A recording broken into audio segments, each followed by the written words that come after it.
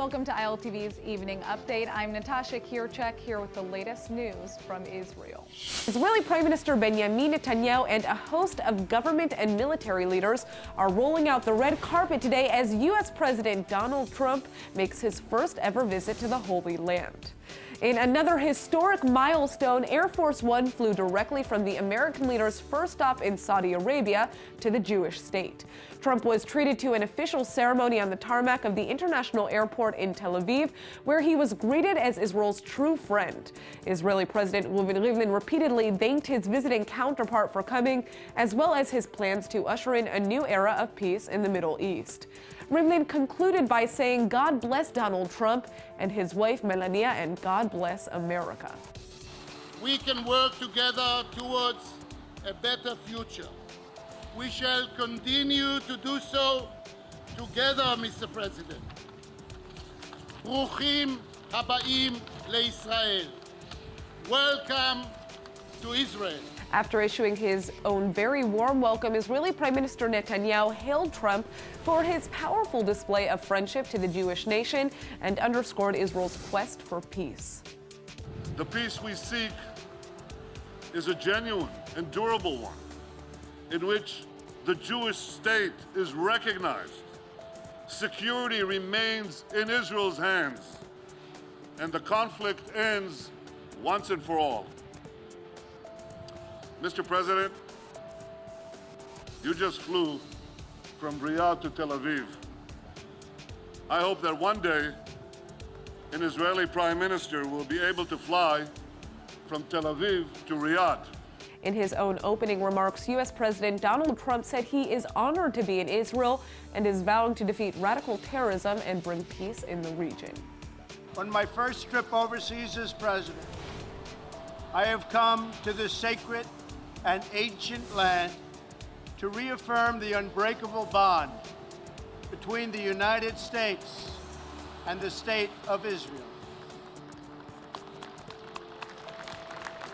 U.S. President Donald Trump has now visited Jerusalem for the very first time, starting off with a state visit to the official residence of his Israeli counterpart, Rivlin.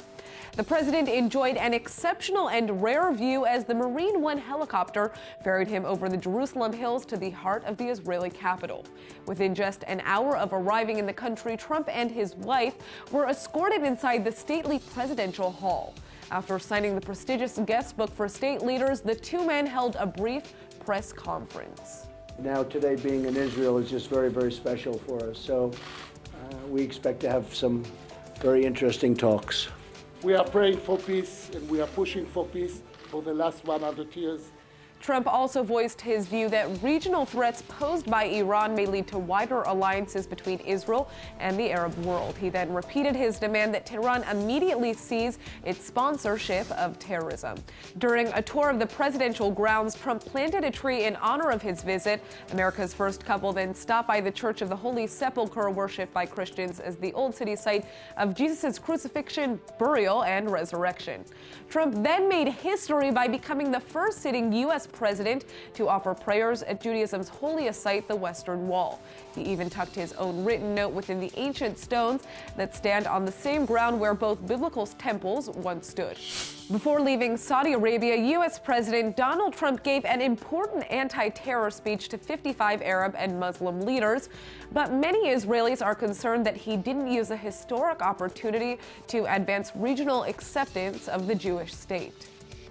In fact, Trump barely mentioned Israel at all, even though the majority of those attending his Riyadh address adamantly refused to recognize Israel's right to even exist. The president instead focused on the need for a united fight against Islamist extremism. He did brand many of Israel's enemies like Hezbollah and Hamas as terror groups and condemned Iran's role as a key source of funding and support for terrorism. But Trump didn't even cite Israel while listing world nations victimized by terrorism. Altogether, he only made 3 brief mentions of the Jewish state, first by saying Jerusalem was his next stop. Later, he said cooperation among the 3 monotheistic religions could lead to peace, including between the Israelis and the Palestinians, and he then slammed Tehran for vowing to destroy Israel, America, and other countries. Trump's critics point out that when his predecessor Barack Obama made his 2009 Cairo address to the Arab world, he spoke about Israel 23 times and directly condemned calls for its destruction as deeply wrong. Obama also specifically called on the Palestinians to abandon violence. To be fair, President Trump will no doubt declare America's unwavering support for Israel during his visit, but there is concern that he neglected to encourage greater recognition of Israel during his address to Arab leaders. The Israeli Security Cabinet has just approved a set of economic measures for the Palestinians on Sunday, and the Prime Minister's office says this was on U.S. President Donald Trump's request. The measures, including opening the Allenby Bridge crossing between the West Bank and Jordan 24 hours a day, and the construction of industrial zones in the West Bank, were approved without controversy. The move to rezone land in Israeli-controlled Area C for Palestinian use was opposed by the cabinet members of the right-wing Jewish Home Party. Although sources claim that none of these steps change the status quo or core issues, it's easy to see why the concession-wary Beit Yehudi would view this as a concession of land. Still, Prime Minister Netanyahu must be glad he doesn't have to sell his right-wing coalition on another settlement freeze. After a long day of meetings, the Israeli Prime Minister and U.S. President Donald Trump have finally had the chance to sit down for a meeting at the King David Hotel in Jerusalem. No surprise, they're talking about the Islamic Republic of Iran. Of course, President Trump has just come from Saudi Arabia, the Sunni rival to Iran's bid for regional dominance. Saudi Arabia and Iran are on opposite sides of the conflicts in Syria, Yemen, and Bahrain, and their opposition to Iranian hegemony appears to be pushing them towards Israel. Trump has some harsh words for the 2015 Iran nuclear deal, which he says gave them wealth and prosperity and an ability to continue with terror. This is a big change from former President Barack Obama's deferential stance. That's not all. Trump says that the Arab countries are realizing they have common cause with Israel on the Iran threat. Is this why King Salman of Saudi Arabia is reportedly on board with Trump's plans for an Israeli-Palestinian peace agreement? Reportedly, Trump and Egyptian President Abdel Fattah al-Sisi have plans for a peace summit that will include Prime Minister Netanyahu and Palestinian Authority President Mahmoud Abbas. Business as usual, except that according to diplomatic sources, Saudi Arabia has expressed interest in directly participating in the summit. After the meeting came to an end, Israeli Prime Minister Netanyahu hosted Trump and his wife Melania for dinner at his residence.